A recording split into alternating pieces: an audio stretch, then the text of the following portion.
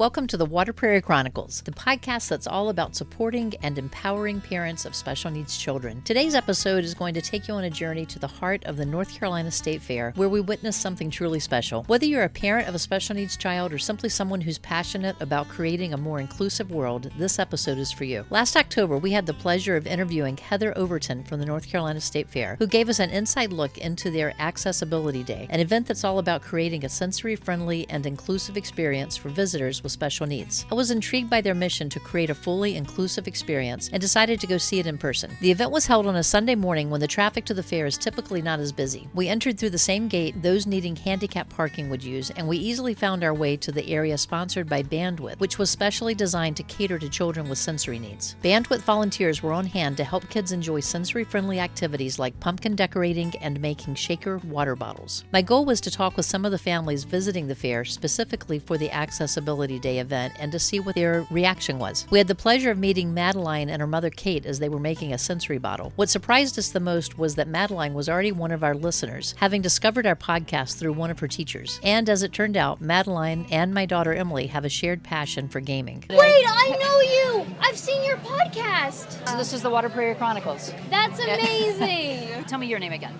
My name is Madeleine. Madeleine. And Mom? I'm Kate. Kate. Okay, so Madeleine and Kate. And they're here at the Accessibility Day Fair, and there's a sensory exhibit they're doing. And what are these, sensory bottles that you're making? Yes. Yeah, we can put all kinds of like beads and glitter, and they float. Yeah. Cool. So Madeleine, did you just come in, or have you been here for a little bit today? We came in a little early, but this is like, we've just started doing like fair things. Okay, so what's the favorite thing that you've seen or done so far? We got to go see the chickens, and Okay. we had donuts. Well, you have to have a fair food, something fried Absolutely, too. yes. Donuts and corn, that's my goals. There you go. During our conversation with Madeleine, we asked her to share her ideas for helping children with visual impairments to better enjoy the fair. And boy, did she have some great suggestions. Do you have any advice that you would give for the Accessibility Day crew for next year, that something that you'd like to see that maybe you don't know is here yet? I don't know. I feel like sometimes a lot of the fair is for like people with sensory disabilities, and I want to see like a little bit more for like helping visually impaired and hearing impaired kids be able to participate in activities and games. Do you have a suggestion for maybe a type of hands-on activity they could do that would be a good sensory one for the blind? I don't know. It depends. A lot of kids that don't have a lot of sight do a lot of their things by hearing and touch. So Okay. maybe something centered around that. Something tactile so you could like measure better, or like Braille. So excellent. I like that advice. I think you would also love to snuggle some animals. Yes. If we could have animals that we could touch or hold, that would be Oh, that's pretty a great special. idea. Like puppies or kittens or something on that. All right, well, we'll let you get back to your sensory bottle. I appreciate you checking in with us and letting us include you on our podcast for this week. Yeah. And it was nice to meet you, actually, because Nice I to really meet you. appreciated your comment that you made. It was one of our first episodes. In this next video clip, we went to explore the Chill Zone, a special area set up by Bandwidth volunteers to help families with sensory needs find a quiet space to relax and recharge. Knowing that this area is a vital resource for many families, we were eager to see it in action and learn more about how it's being used. So without further ado, let's take a look at our video footage and see what we discovered when we spoke with some of the volunteers there. Have you had a good turnout today? Yeah, so far we've had a pretty steady flow, people coming in. Excellent. Yeah. Have families seem to have known that you were going to be here, or did they just stumble on it? Yeah, I think Good. most have heard about it.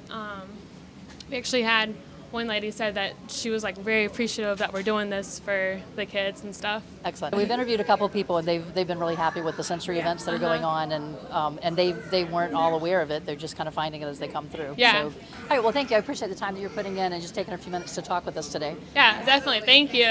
After seeing how much the Chill Zone was helping families to take a break and recharge at the North Carolina State Fair, I spoke with a group of parents and teachers from ATAP for Autism who were experiencing the fair in a different way. I had the pleasure of running into of this group as they were enjoying their lunch, and I was thrilled when they agreed to take a few minutes to speak with me about their experience at the fair. One of the moms, Arlisha, shared some valuable insights into what it's like to navigate the fairgrounds with a child on the spectrum, and offered some great suggestions for how the event could be made even more inclusive and accessible. In this next video clip, you'll hear directly from Arlisha and get a first-hand look at how families with autism were able to enjoy the North Carolina State Fair. Let's take a look. I heard it through Excellent. ASAP. Excellent. And what has been his favorite feature so far? The rides. Really? Yeah, so he is a loves thrill the seeker. rides. Yes. He definitely loves the rides. Did you check out the chill zone? Does he need quiet spaces? So far, he's been doing good with the crowd and everything. Nice. So it's been, Nice. this is the first time since he was 5 he's actually been in a big crowd like this. So he's doing good so far. Also, So he I'm seems proud to be of him. enjoying it sitting here. So. Yeah. If you could give the fair advice for next year of any changes they could make or something they could add or take away, what would be the first thing you would think of?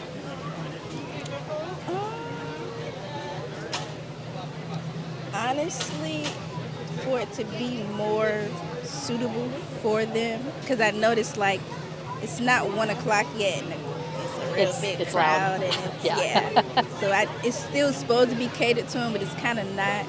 So having a little more space, is that what you're thinking? A little more space, yeah. It was crowded, a little too crowded. Right. Because they said after 1, that's when the regular crowd does come. But Yep. it seemed like they all came at 9 o'clock like we did. So if they would promote it more better for when it's a day for them, so people Excellent. can understand that it's, for kids like that. Right. That's what I would say. I also would say like more signs and, more vendors about kids like them as well. Okay. That's what I would prefer. Did so you people try can know more about it. I'm sorry. Did you try the crafts that they have? No, not yet. Okay. So I know they have like a sensory bottle that's like an oil and water bottle that you can put. It's visual, and they have pumpkins that you can decorate. Okay, now So those that- are just right at this table right here.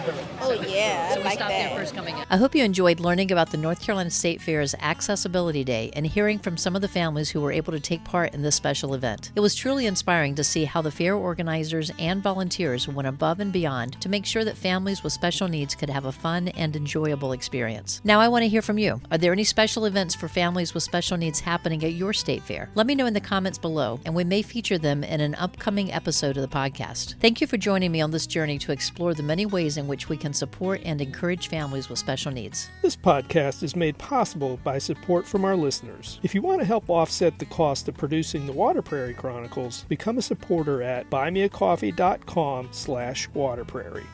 You've been listening to the Water Prairie Chronicles, a podcast created to encourage and support parents of special needs children. If you found value in this episode, hit the like button and subscribe so you don't miss future episodes of the podcast. I'm glad you were able to join us today, and I hope to see you back next week for another episode of the Water Prairie Chronicles.